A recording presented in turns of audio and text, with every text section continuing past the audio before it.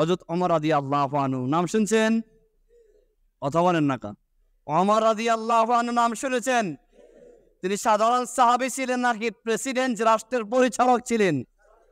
রাষ্ট্রের পরিচালক ছিলেন। মসজিদে আসছে খুতবা দিতে। আমাদের তো দুর্ভাগ্য, জাতীয় মসজিদে আমরা কোনদিন আমাদের রাষ্ট্রপ্রধানের ইমামতিতে নামাজ পড়ার সুযোগ পেয়েছি? আর যদি উনি ইমামতি করে নামাজ পড়বেন? কথা বলেন। স্বাধীনতার পর থেকে জাতীয় মসজিদে যা আমাদের রাষ্ট্র পরিচালক যারা, তারা যদি ইমামতি করার জন্য আসে, নামাজ পড়বেন নি? কেন পড়বেন না? তিনি পুরুষ না, তিনি কিনা কথা বোঝে না মনে, কিনা পুরুষ না।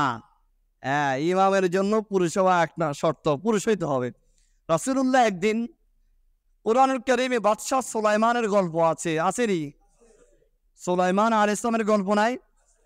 ওনার রাজ্যে এক নারী শাসক ছিল, নাম ছিল বিলকিস। নাম ছিল কি বলেন? বিলকিসের গল্প তুলে ধরতে গিয়ে বুখারী শরীফের হাদিসে আছে, রাসূলুল্লাহ বলেছেন, লা ইউফলিহা কওমুন, ওই জাতি কোনদিন সফল হবে না যে জাতির নেতৃত্ব এবং পরিচালক নারী দিবে। কে দিবে বলেন? বুখারীর হাদিস। কিসের হাদিস বলেন? কিসের হাদিস? কে বলেছেন? নবী বলেছেন। কে বলেছেন? এই জন্য দেখেন তো সফলতা আসে কিনা, সফল কিনা আমরা, কারণ আমাদের নেতৃত্ব কারা দিচ্ছে। হযরত ওমর রাদিয়াল্লাহু আনহু, ওই মানুষটা কত সৌভাগ্যবান যে রাষ্ট্রপ্রধানকে সরাসরি দেখবে এবং তার ইমামতিতে জুমার সালাত আদায় করবে। শাসক তাদেরকে দেখবে, শাসিত যারা তাদেরকে দেখবে, শাসক তার মনের কথা বলবে, জনগণ শাসক জবাবদিহি করতে বাধ্য। যদি জনগণ ইচ্ছা করে মসজিদের মিম্বরে শাসককে দাঁড় করায়া জবাবদিহিতার মুখোমুখি করার মতো সাহস এবং ক্ষমতা জনগণের আছে।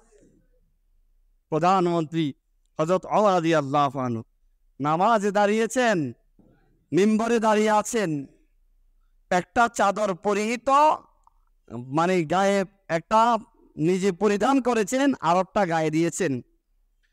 তখন রাষ্ট্রের প্রত্যেকটা জনগণের জন্য রাষ্ট্রীয়ভাবে একটা চাদর গিয়েছিল বলেন, বরাদ্দ ছিল। রাষ্ট্রের প্রধান যিনি, তিনি রাষ্ট্রের ভাতা পাবে। কিভাবে বলেন? রাষ্ট্রের ভাতা পাবে, রাষ্ট্র তাকে ভাতা দিবে।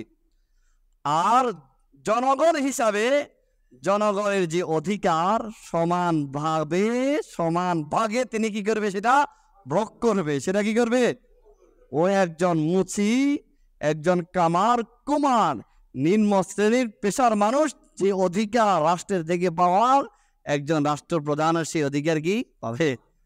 হযরত ওমর রাদিয়াল্লাহু আনহু দাঁড়িয়ে বললেন, ইয়া আইয়ুহান নাস, এ মানুষরা, আতিউ ওয়াসমাউ, আমার কথা শুনো, আমার কথা মানো। আমার কথা শুনো, আমার কথা। রাষ্ট্রপ্রধানের কথা শোনা, রাষ্ট্রপ্রধানকে মানা ফরজ। ইসলামে কি বলেন? ফরজ। দাঁড়িয়ে বললেন, লা আসমাউ আলা উতিউ, আপনার কথা শুনবো না, আপনার কথা মানব না, যতক্ষণ পর্যন্ত আপনি কথা স্পষ্ট না করবেন যে আপনি কেন দুইটা চাদর নিয়ে এসেছেন, আমরা কেন একটা চাদর নিয়ে আসলাম। হযরত ওমর রাদিয়াল্লাহু আনহু ছেলে আব্দুল্লাহকে বললেন, আব্দুল্লাহ দাঁড়াও, জবাব দিয়ে দাও, কারণ আমি রাষ্ট্রের সেবক, জনগণের সবকিছু সংরক্ষণ করার দায়িত্ব আমার, এটাকে অতিক্রম করার ক্ষমতা, অধিকার আমার নাই। হযরত আব্দুল্লাহ দাঁড়িয়ে বললেন, শুনেন হে মুসলিম উম্মাহ, হে উপস্থিত মুসলিম জনতা, আমার আব্বা রাষ্ট্রের পক্ষ থেকে একটা চাদর পেয়েছে, যেমন আপনারা প্রত্যেকে একটা করে পেয়েছেন, আমিও একজন রাষ্ট্রের জনগণ, আমি একটা চাদর পেয়েছি। আব্বা যেহেতু সালাত পড়াতে আসবেন, তার জামার কাপড়ের প্রয়োজন আছেন, পর্যাপ্ত পরিমাণের কাপড় নাই, এই জন্য আমার চাদরটা আমি তাকে দিয়েছিলাম। জবাবদিহিত হয়ে গেছে, স্বচ্ছতা হয়ে গেছে, সবাই নীরব, সকলের পক্ষ থেকে কথা, হ্যাঁ এখন আমরা আপনাকে মানব, আপনার কথা শুনব।